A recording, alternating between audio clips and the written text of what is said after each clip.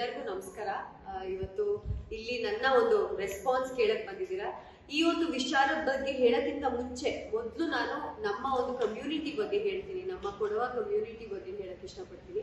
ನಮ್ಮ ಕೊಡವ ಕಮ್ಯುನಿಟಿಯಲ್ಲಿ ಜನಸಂಖ್ಯೆ ಅಂತ ಹೇಳಿದ್ರೆ ಕಡಿಮೆನೆ. ನಾವು ಬೇರೆಲ್ಲ ಕಮ್ಯುನಿಟೀಸ್ ಕಂಪೇರ್ ಮಾಡಿದ್ರೆ ಕಮ್ಮಿ ಜನ. ಆದ್ರೆ ಯಾವ ಫೀಲ್ಡ್ ಅಲ್ಲಿ ನಮ್ಮ ಕೊಡವರು, ನಮ್ಮ ಜನಾಂಗದವರು ಇಲ್ಲ ಅಂತ ಹೇಳಕ್ಕಾಗಲ್ಲ.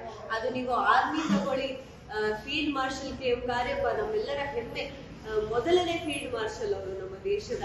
ಅವರು ಫೀಲ್ಡ್ ಮಾರ್ಷಲ್ ಅವರಾಗಲಿ, ನೀವು ಸ್ಪೋರ್ಟ್ಸ್ ಅಂತ ತಗೊಳ್ಳಿ, ನೀವು ಸಿನಿಮಾ ಕ್ಷೇತ್ರ ಅಂತ ತಗೊಳ್ಳಿ, ಫ್ಯಾಷನ್ ಅಂತ ತಗೊಳ್ಳಿ, ಬ್ಯೂರೋಕ್ರಸಿ ಅಂತ ತಗೊಳ್ಳಿ, ಅಡ್ಮಿನಿಸ್ಟ್ರೇಷನ್ ತಗೊಳ್ಳಿ, ಎಷ್ಟು ಜನ IAS IPS ಇದ್ದಾರೆ, ಪಾಲಿಟಿಕ್ಸ್ ಅಂತ ತಗೊಳ್ಳಿ, ಎನಿ ಫೀಲ್ಡ್, ನೀವು ಯಾವ ಫೀಲ್ಡ್ ನ ಹೆಸರು ಹೇಳ್ತೀರಾ ಆ ಫೀಲ್ಡ್ ಅಲ್ಲಿ ನಮ್ಮ ಕ್ಷೇತ್ರದವರು ಹೆಸರು ನಮ್ಮ ಕಮ್ಯುನಿಟಿಯವರು ಹೆಸರು ಮಾಡದೆ ತುಂಬಾ ಒಳ್ಳೆ ಹೆಸರು ಮಾಡಿದ್ದಾರೆ. ಮಾಡದೇ ಇರಕ್ ಸಾಧ್ಯನೇ ಇಲ್ಲ ಅಂತ ಹೇಳಕ್ ಬರ್ತಾ ಇದೆ. ಕಮ್ಯುನಿಟಿಯ ಭಾಗವಾಗಿರೋದಕ್ಕೆ ನನಗೆ ತುಂಬಾ ಹೆಮ್ಮೆ. ಆಸ್ ಅ ಕೊಡವತಿ ನಾನು ನನ್ನ ಒಂದು ಪೋಸ್ಟ್ ಅಲ್ಲೂ ಹಾಕ್ತಾ ಇರ್ತೀನಿ. ನಾನು ಕೊಡವ ಕೊಡಿಯ ನಮ್ಮ ಸೀರೆ, ನಮ್ಮ ಜ್ಯುವೆಲ್ರಿ ಎಲ್ಲ ಹಾಕೊಂಡಾಗ ನಾನು ಹಾಕ್ತಾ ಇರ್ತೀನಿ #ಪ್ರೌಡ್ ಕೊಡವತಿ ಅಂತ. ತುಂಬಾ ಹೆಮ್ಮೆ ಇದೆ. ಅಂಡ್ ಇನ್ನೊಂದು ವಿಚಾರ ಏನಂದ್ರೆ, ನಮ್ಮಲ್ಲಿ ನಮ್ಮ ಕೊಡವ ಕಮ್ಯುನಿಟಿಯಲ್ಲಿ ಗಂಡು ಹೆಣ್ಣು ಭೇದ ಭಾವ ಇಲ್ಲ. ಏನಂದ್ರೆ ಗಂಡು ಮಗು ಅಂತ ಹೇಳಿದ್ರೆ ತುಂಬಾ ಚೆನ್ನಾಗಿ ನೋಡ್ಕೋಬೇಕು. ಗಂಡು ಮಗು ಅಂದ್ರೆ ಎಲ್ಲಾ ತರದ ಅವನಿಗೆ ಎಲ್ಲಾ ತರದ ಆಸ್ತಿ ಕೊಡ್ಬೇಕು, ಎಲ್ಲಾ ರೀತಿಯಲ್ಲೂ ಅವನು ನೋಡ್ಕೋಬೇಕು. ಹೆಣ್ಮಕ್ಳಿಗೆ ಏನು ಇಲ್ಲ ಅನ್ನೋದು ಇಲ್ವೇ ಇಲ್ಲ. ನಮ್ಮಲ್ಲಿ ಗಂಡು ಹೆಣ್ಣು ಒಂದೇ. ಗಂಡ್ ಮಕ್ಳಿಗೆ ನೀವು ಆಸ್ತಿ ಮಾಡ್ತೀರಾ, ಹೆಣ್ಮಕ್ಳಿಗೂ ನಮ್ಮಲ್ಲಿ ಆಸ್ತಿ ಮಾಡ್ತಾರೆ.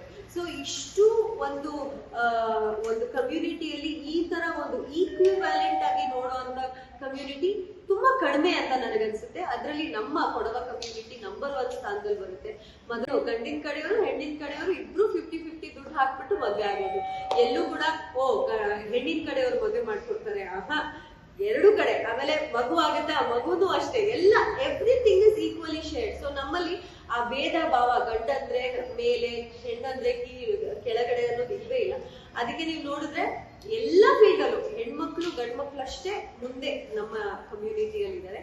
ಸೊ ಈ ಒಂದು ವಿವಾದ ಅಂತ ಹೇಳಲ್ಲ, ಎಲ್ಲೋ ಒಂದ್ ಕಡೆ ಒಂದು ಇಂಟರ್ವ್ಯೂ ಅಲ್ಲಿ ಹೇಳಿರುವಂತ ಮಾತು ನನ್ನ ಪ್ರಕಾರ, ನನ್ನ ಒಂದು ಥಾಟ್ ಏನಂತ ಅನ್ಸುತ್ತೆ ನನಗೆ ಅಂತ ಹೇಳಿದ್ರೆ, ಎಲ್ಲೋ ಒಂದ್ ಕಡೆ ಗೊತ್ತಿಲ್ಲದೆ ಹೇಳಿರುವಂತ ಮಾತು. ಯಾಕಂದ್ರೆ ಅವರ ಪ್ರಕಾರ ಅವ್ರು ಏನ್ ಹೇಳಿರ್ಬೋದು ಅಂತ ನನ್ಗನ್ಸುತ್ತೆ ಅಂದ್ರೆ, ತೆಲುಗು ಹಾಗೂ ಹಿಂದಿ ಇಂಡಸ್ಟ್ರಿಯಲ್ಲಿ ನಾನ್ ಹೆಸರು ಮಾಡಿದೀನಿ ಅನ್ನೋ ಅರ್ಥದಲ್ಲಿ ಹೇಳಿರ್ಬೇಕು.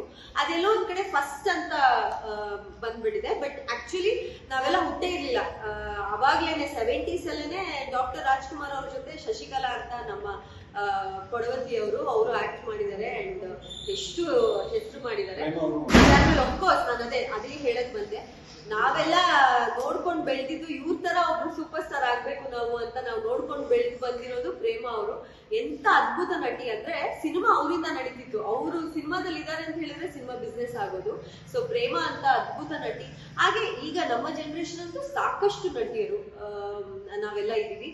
ಸೊ ಐ ಥಿಂಕ್ ಎಲ್ಲೋ ಒಂದ್ ಕಡೆ ಅವರು ಹೇಳಕ್ ಹೊರಟಿರೋದು ಏನಂತ ಹೇಳಿದ್ರೆ, ನಾನು ಈ ಒಂದು ತೆಲುಗು ಇಂಡಸ್ಟ್ರಿಯಲ್ಲಿ ಇಲ್ಲ ಬಾಲಿವುಡ್, ಎಸ್ಪೆಷಲಿ ಬಾಲಿವುಡ್ ಇಂಡಸ್ಟ್ರಿಯಲ್ಲಿ ನಾನು ತುಂಬಾ ಹೆಸರು ಮಾಡಿದೀನಿ ಅನ್ನೋದನ್ನ ಎಲ್ಲೋ ಹೇಳಕ್ ಹೋಗಿ ಈ ತರ ಹೇಳಿರ್ಬೋದೇನೋ.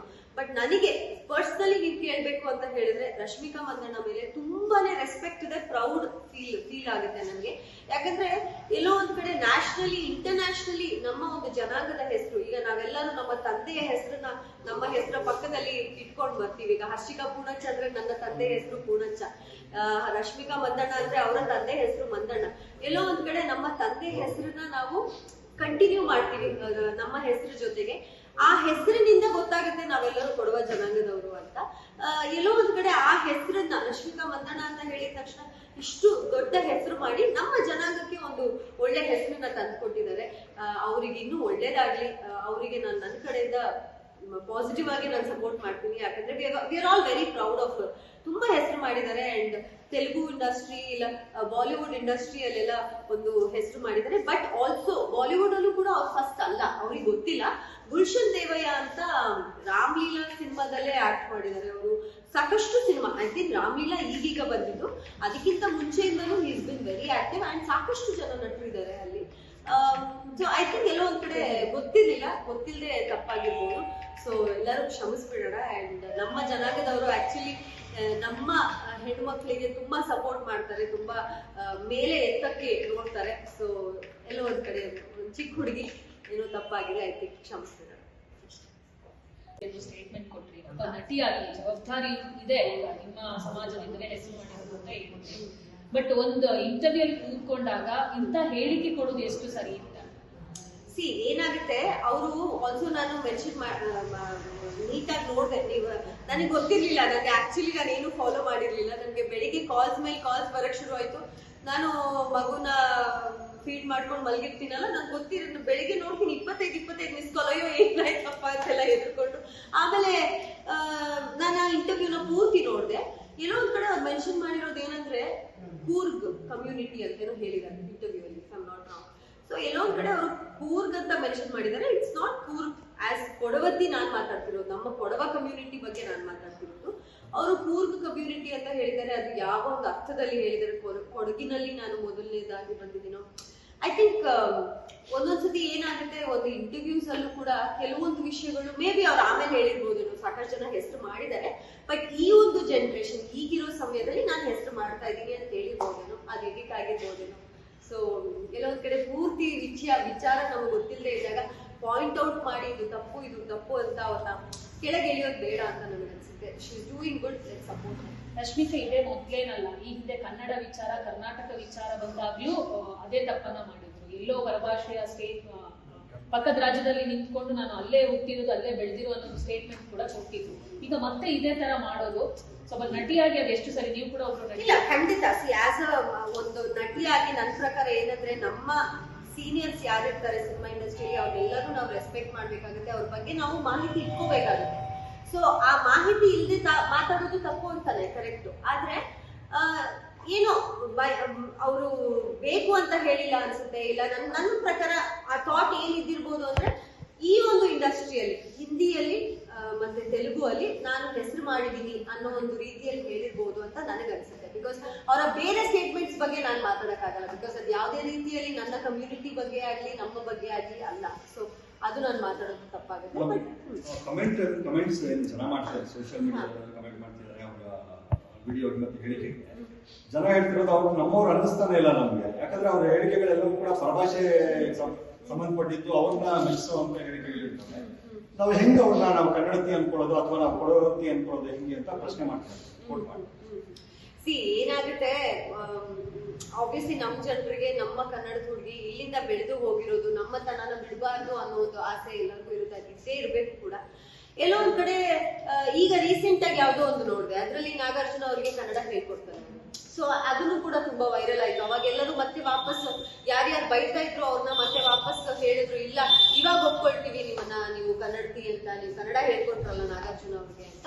ಸೊ ಐ ಥಿಂಕ್ ತಪ್ಪು ಮಾಡೋದು ಸಹಜ, ತಿದ್ಕೊಳ್ಳೋನು ಮನುಷ್ಯ ಅಂತ ಹೇಳ್ತಾರಲ್ಲ. ಸೊ ಯಾರು ತಪ್ಪು ಮಾಡಲ್ಲ, ಎಲ್ಲರೂ ತಪ್ಪು ಮಾಡ್ತಾರೆ. ನಾನ್ ಕೇಳ್ಕೊಳ್ಳೋದಿಷ್ಟೇ, ಒಂದು ಹೆಣ್ಮಗು ಈ ಒಂದು ಮಟ್ಟಕ್ಕೆ ಹೆಸರು ಮಾಡಿದ್ದಾರೆ, ಅದು ನಮ್ಮ ಕೊಡವ ಜನಾಂಗದಿಂದ ಹೆಸರು ಮಾಡಿದ್ದಾರೆ ಅಂದ್ರೆ ಆಸ್ ಅ ಕೊಡವತ್ತಿ ನನಗೆ ತುಂಬಾ ಪ್ರೌಡ್ ಫೀಲಿಂಗ್ ಇದೆ. ಅಂಡ್ ನನಗೆ ಎಲ್ಲೋ ಒಂದು ಕಡೆ ಅವ್ರನ್ನ ಬೈದು ಅವ್ರಿಗೆ ನೆಗೆಟಿವ್ ಹೇಳಿ ಅವ್ರನ್ನ ನಾನು ಅವರಿಗೆ ಬೇಜಾರು ಮಾಡೋದಕ್ಕೆ ನನ್ಗೆ ಇಷ್ಟ ಇಲ್ಲ. ಯಾಕಂದ್ರೆ ಬೆಳೀತಾ ಇದ್ದಾರೆ, ಬೆಳೆಯೋ ಹೆಣ್ಮಕ್ಳನ್ನ ಬೆಳೆಸೋಣ. ಯಾಕಂದ್ರೆ ಎಲ್ಲಿ ಎಷ್ಟು ಇನ್ನೂ ಈ ಜನರೇಷನ್ 2025 ಇದೀವಿ, ಈಗಲೂ ಭ್ರೂಣ ಹತ್ಯೆ ಆಗ್ತಾ ಇದೆ. ಹೆಣ್ಮಗು ಅಂತ ಗೊತ್ತಾಗಿದ ತಕ್ಷಣ ಅಲ್ಲೇ ಸಾಯಿಸ್ಬಿಡ್ತಾರೆ. ಅದ್ರ ಬದಲು ಈಗ ಇಷ್ಟು ಹೆಸರು ಮಾಡ್ತಿರೋದೊಂದು ಹೆಣ್ಮಗುಗೆ ಸಪೋರ್ಟ್ ಮಾಡೋಣ ಅಂತ. ಹರ್ಷಿಕಾ ಅವರ ಇನ್ನೊಂದು ಸ್ಟೇಟ್ಮೆಂಟ್ ಕೊಟ್ಟಿದ್ರು, ಏನಂದ್ರೆ ಕೊಡುವ ಸಮುದಾಯದಲ್ಲಿ ಯಾವ ರೀತಿ ಸಪೋರ್ಟ್ ಮಾಡ್ತಾರೆ ಒಬ್ಬ ನಟಿಗೆ ಇಂಡಸ್ಟ್ರಿಗೆ ಬಂದಾಗ ಅಂತ ಕೇಳಿದಾಗ ಎಕ್ಸ್ಟ್ರೀಮ್ಲಿ ತುಂಬಾ ಡಿಸಪಾಯಿಂಟ್ ಆಗಿದೆ ಅನ್ನೋ ಮಾತಲ್ಲಿ ಅವ್ರ ಅರ್ಥದಲ್ಲಿ ಅವ್ರು ಹೇಳುವಂತಂದ್ರೆ ಸಪೋರ್ಟಿಂಗ್ ಸಿಕ್ಕಿರ್ಲಿಲ್ಲ ನನಗೆ.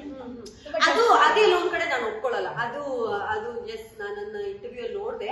ಅದು ನಾನಾಗ್ಲೇ ಹೇಳಿದ್ನಲ್ಲ, ಶುರುವಲ್ಲೇ ಹೇಳ್ಕೊ ಬಂದಲ್ಲ, ನಮ್ಮ ಕಮ್ಯುನಿಟಿಯಲ್ಲಿ ಇರುವಷ್ಟು ಫ್ರೀಡಮ್, ಇರುವಷ್ಟು ಒಂದು ಸಪೋರ್ಟ್ ಪೇರೆಂಟ್ಸ್ ಕಡೆಯಿಂದ ಬೇರೆ ಇದ್ರಲ್ಲಿ ಇಲ್ವೇನೋ ನನಗನ್ಸುತ್ತೆ. ಇದಾರೆ ತುಂಬಾ ಸಪೋರ್ಟ್ ಮಾಡೋರು. ಬಟ್ ನಮ್ಮ ಕಮ್ಯುನಿಟಿಯಲ್ಲಿ ನೀವು ನೋಡಿದ್ರೆ ಫ್ಯಾಷನ್ ಇಂಡಸ್ಟ್ರಿ ತಗೊಳ್ಳಿ, ಎಷ್ಟು ಜನ ಪ್ರಸಾದ್ ಬಿದ್ದಪ್ಪ ಅಂತ ದಿಗ್ಗಜ, ಎಷ್ಟು ಜನ ಮಾಡೆಲ್ಸ್ ನ ಕರ್ಕೊಂಡ್ಬಂದ. ಈಗ ದೀಪಿಕಾ ಪಡುಕೋಣ್ ಅಂತ ನಂಬರ್ 1 ಆಕ್ಟ್ರೆಸ್ ನ ಕರ್ಕೊಂಡ್ಬಂದಿದ್ದೆ ಪ್ರಸಾದ್ ಬಿದ್ದಪ್ಪ ಅವರು.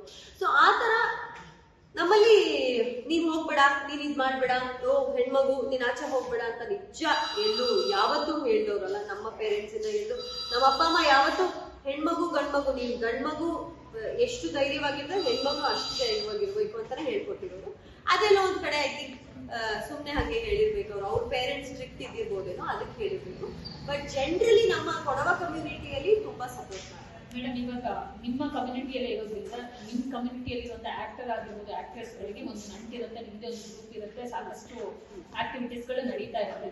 ರಶ್ಮಿಕಾ ಮತ್ತೆ ನಿಮಗೆ ಒಂದು ಕಮ್ಯುನಿಕೇಶನ್ಸ್ ನಡೀತಿದೆ ಅಥವಾ ಮಾತಾಡಿದ್ದೀರಾ ಯಾವತ್ತಾದ್ರು? ಮುಂಚೆ ಈಗ ರೀಸೆಂಟ್ ಆಗಿಲ್ಲ. ಈಗ she is like very busy. Telugu, Hindi cinema, Kannada cinema ಮಾಡ್ತಾ ಇದ್ದಾಗ ಖಂಡಿತ ಅವರು ಕಿರಿಕ್ ಪಾರ್ಟಿ ಮಾಡಿದಾಗಂತೂ ಕಿರಿಕ್ ಪಾರ್ಟಿ ಟೈಮಲ್ಲಿ ನಾನು ತುಂಬಾ ಬಿಸಿ ಇದ್ದೆ. ಅವಾಗ I was really welt up. Like ಸಾಕಷ್ಟು ಇವೆಂಟ್ಗಳಿಗೆ ಗೆಸ್ಟ್ ಆಗಿ ಹೋದಾಗ ಅವರ ಸಿನಿಮಾ ಪ್ರಮೋಷನ್ಗೆ ಅವರು ಬಂದಿದ್ರು. ಅವಾಗ ನಾನು 2-3 ಸತಿ ಮೀಟ್ ಮಾಡಿದ್ದೀನಿ. ವೆರಿ ಸ್ವೀಟ್ ಗರ್ಲ್, ತುಂಬಾ ಚೆನ್ನಾಗಿ ಮಾತಾಡಿಸ್ತಿದ್ರು. And she was also very happy. ಅದೇ ಹೇಳಿದ್ರು ಅವರು ಕೂಡ, ನಾನು ಬರ್ತಾ ಇದ್ದೀನಿ, ನಿಮ್ಮೆಲ್ಲರ ಸಪೋರ್ಟ್ ಬೇಕು, ನೀವೆಲ್ಲರೂ ಇಷ್ಟು ವರ್ಷದಿಂದ ಸಿನಿಮಾಗಳು ಮಾಡ್ತಾ ಇದ್ದೀರಾ, ನಾನೀಗ ಎಂಟರ್ ಆಗ್ತಾ ಇದ್ದೀನಿ, ನಿಮ್ಮೆಲ್ಲರ ಸಪೋರ್ಟ್ ಬೇಕು ಅಂತ. Very nice girl. ನಾನು ಅದಾದ್ಮೇಲೆ ಅವರು ಫೋನ್ ಮುಖಾಂತರ ಎಲ್ಲ ನಾನು ಟಚ್ ಅಲ್ಲಿ ಇರ್ಲಿಲ್ಲ. ಬಟ್ ಸಿಕ್ಕಿದಾಗ, ಶುರುವಲ್ಲಿ ಸಿಕ್ಕಿದಾಗೆಲ್ಲ ನಾನು ಮಾತಾಡಿದ್ದೀನಿ. ಇಷ್ಟಿಸ್ತೀರ ವೆರಿ ನೈಸ್. ಅಂದ್ರೆ ನಿಮ್ದು ಏನೇ ಫಂಕ್ಷನ್ಸ್ ಇದ್ರು ಅಲ್ಲಿ ಒಂದು ಎಲ್ಲರೂ ಸೇರ್ತೀರಾ, ಹಾ. ಅಲ್ಲಿಗೆ ರಶ್ಮಿಕಾ ಬರೋದು. ಈಗ ಕೊಡವ ಜನಾಂಗದ್ದು ಈಗ ಏನಂತ ಹೇಳಿದ್ರೆ, ರೀಸೆಂಟ್ ಆಗಿ ಒಂದು ಕೊಡವಾಮೆ ಬಾಳೋ ಅಂತ ಒಂದು ಕಾರ್ಯಕ್ರಮ ನಡೀತು. ಕೊಡವಾಮೆ ಬಾಳೋ ಅಂತ ಹೇಳಿದ್ರೆ ಒಂದು ಕೊಡವ ಜನಾಂಗದ ಒಂದು ಒಗ್ಗಟ್ಟನ್ನ ತೋರಿಸೋ ಒಂದು ಕಾರ್ಯಕ್ರಮ ಇತ್ತು. ಸೊ ಅದ್ರಲ್ಲಿ ನಾನು ಮತ್ತೆ ಭುವನ್ ಅವರು ಮತ್ತೆ ಒಂದಷ್ಟು ಜನ ಪಾಲ್ಗೊಂಡ್ವಿ. ಅದಕ್ಕೆ ಅವ್ರು ಬಂದಿಲ್ಲ. ಬಟ್ ಸ್ಟಿಲ್ ಐ ಥಿಂಕ್ ಎಲ್ಲೋ ಒಂದ್ ಕಡೆ ಅವ್ರ ವಿಡಿಯೋ ಏನೋ ಮಾಡಿ ಸಪೋರ್ಟ್ ನ ತೋರಿಸಿದ್ದಾರೆ ಅಂತ ಅನ್ಸುತ್ತೆ. ಏನಾಗುತ್ತೆ ಇವಾಗ ನಾವು ಈ ಕಾರ್ಯಕ್ರಮಕ್ಕೆ ಬಂದಿಲ್ಲ, ಆ ಕಾರ್ಯಕ್ರಮಕ್ಕೆ ನಮ್ಮ ಕೈಯಲ್ಲಿ ಏನ್ ಸಾಧ್ಯ ಇದೆ? ಈಗ ಹರ್ಷಿಕಾ ಪೂಣಚ್ಚ ಒಬ್ಬ ಕೊಡವತಿಯಾಗಿ ನಾನು ಪಾಲ್ಗೊಳ್ಳಕ್ ಆಗತ್ತಾ? ನಾನು ಮಾಡ್ತೀನಿ. ನಾನು ಇನ್ನೊಬ್ರು ಬಂದಿಲ್ಲ ಅಂತ ಹೇಳಿ ಅದ್ರ ಬಗ್ಗೆ ನಾನು ಪಾಯಿಂಟ್ ಔಟ್ ಮಾಡಕ್ಕಾಗಲ್ಲ. ಬಟ್ ಆಸ್ ಅ ಕೊಡವತಿ ಅವ್ರು ಯಾವತ್ತೂ ತುಂಬಾ ಪ್ರೌಡ್ ಫೀಲಿಂಗ್ ತೋರಿಸಿದ್ದಾರೆ.